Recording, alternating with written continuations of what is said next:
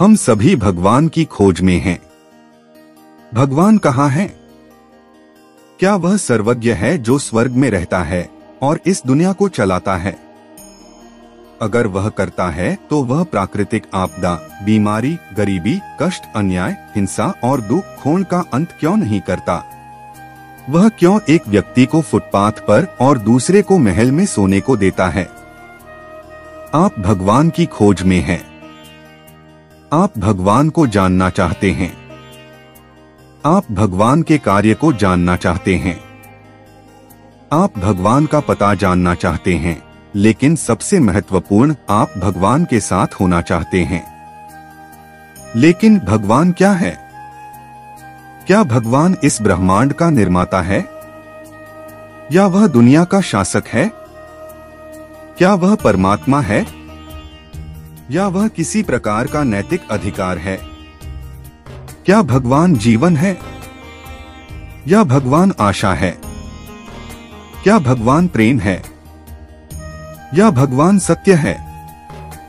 भगवान क्या है? लोगों के प्रश्नों के उत्तर ढूंढने में मदद के लिए अनगिनत किताबें लिखी गई है। हालांकि तथ्यों की पूरी स्पष्टता नहीं मिलने से एक स्पष्ट तस्वीर कभी चित्रित नहीं होती है। आज आपकी भगवान को जानने की खोज आपको यहाँ ले आई। तो आइए, भगवान क्या है उस पर हमें कुछ स्पष्टता मिलती। हम में से अधिकांश के लिए भगवान की छवि हमारे मन में स्वाभाविक रूप से विकसित हुई होती है जब से हम युवा होते हैं, और आमतौर पर हमारे परिवार जिस धर्म का पालन करते हैं तब से। परिणाम स्वरूप हम भगवान के रूप में विश्वास करते हैं, स्वीकार करते हैं और सम्मान करते हैं। उदाहरण के लिए हम भगवान कृष्ण की पूजा करने वाले व्यक्ति का उदाहरण लेते हैं। यदि वह बाल कृष्ण का विश्वास करता है तो उसके लिए खेलते हुए बाल कृष्ण की शरारतों की छवि भगवान है, जिसे वह बाल कृष्ण के नाम से जानता है। राधे कृष्णा के विश्वास करने वालों के लिए राधा के साथ बांसुरी बजाने वाले भगवान कृष्ण की छवि राधे कृष्णा के नाम से परमेश्वर है। ईश्वर कृष्ण के भक्त के लिए भगवान कृष्ण की छवि उनके हाथ में चक्र के साथ उनकी आंखों के सामने तैरने लगती है, जो उनके लिए भगवान है। अन्य भगवानों के भक्तों के लिए भी यही विचार प्रक्रिया सत्य है। वे सभी जिनका नाम हम भगवान, भगवान महावीर, भगवान राम, भगवान कृष्ण, भगवान शिव आदि के रूप में लेते हैं, वह सामान्य मनुष्य थे जिन्हें उनके जीवन में बाद में भगवान के रूप में स्वीकारा गया और पूजा जाता है।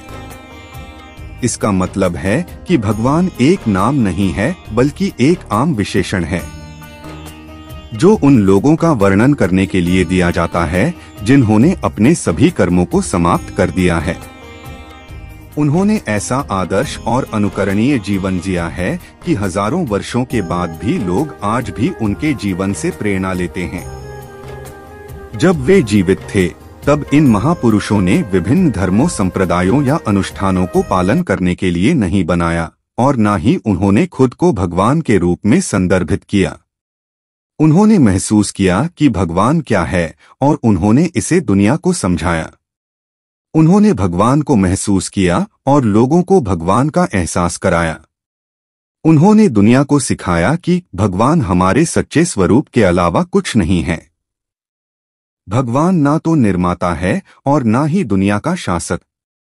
भगवान शुद्ध आत्मा के रूप में, अविभाज्य रूप में हम में से हर एक के भीतर है। जब तक आपके पास मैं कौन हूं की अज्ञानता है और उस अज्ञानता से आप यह मानते हैं कि मैं यह शरीर हूं, आप एक साधारण जीव है। और जब आप महसूस करते हैं कि मैं शरीर या शरीर को दिया गया नाम नहीं हूं, मैं केवल एक शुद्ध आत्मा हूं, फिर आप स्वयं भगवान हैं। पूर्ण परमेश्वर शुद्ध आत्मा कैसा दिखता है? यह हमारी 5 इंद्रियों में से किसी से भी देखा, महसूस या समझा नहीं जा सकता है। इसे केवल अनुभव किया जा सकता है। इसके अंतर्निहित गुणों के कारण इसे अनुभव किया जा सकता है। आत्मा में अनंत गुण हैं और भगवान क्या है, इसकी यही परिभाषा है। इसलिए 1 भगवान अनंत ज्ञान वाले हैं। 2 भगवान अनंत दर्शन वाले हैं। 3 भगवान परम सत्य है। 4. भगवान शुद्ध प्रेम है। 5. भगवान किसी भी दुख या सुख से अप्रभावित है। भगवान अव्याबाद स्वरूपी है। 6. भगवान अनंत सुख का धाम है। प्रत्येक जीवित व्यक्ति की आत्मा हर तरह से परिपूर्ण है। जीवित व्यक्ति जिसके भीतर वह रहता है, उसके आंतरिक विचारों या बाहरी कार्यों से पूरी तरह से वह स्वतंत्र है। जिस तरह तेल और पानी कभी नहीं मिलते हैं, उसी तरह आत्मा और शरीर जिसमें आत्मा रहता है, वे कभी नहीं मिलते हैं।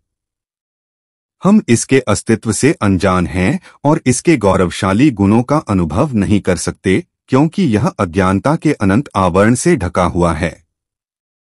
अज्ञान के यह अनंत आवरण आत्म साक्षात्कार के बाद ही टूट सकते हैं।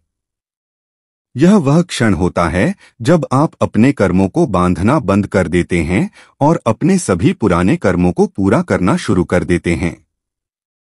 जब यह सभी कर्म समाप्त हो जाते हैं तो शुद्ध आत्मा पूरी तरह से जागृत हो जाता है और जो बचता है वह पूर्ण परमेश्वर है। भगवान की पदवी और प्रतिष्ठा ऐसे ज्ञानी को दिया जाता है जिनमें आत्मा के निहित गुण पूरी तरह से प्रकट हो गए हैं। इस प्रकार भगवान एक नाम नहीं है, बल्कि एक विशेषण है जो इन प्रकार के ज्ञानी का वर्णन करता है। हम इन ज्ञानी पुरुष को प्रगट परमात्मा के रूप में पूजते हैं, क्योंकि हम भी एक दिन उनकी तरह बनना चाहते हैं। जानकारी अच्छी लगी तो दूसरों के साथ जरूर साझा करें। वीडियो में अंत तक बने रहने के लिए आपका बहुत बहुत धन्यवाद।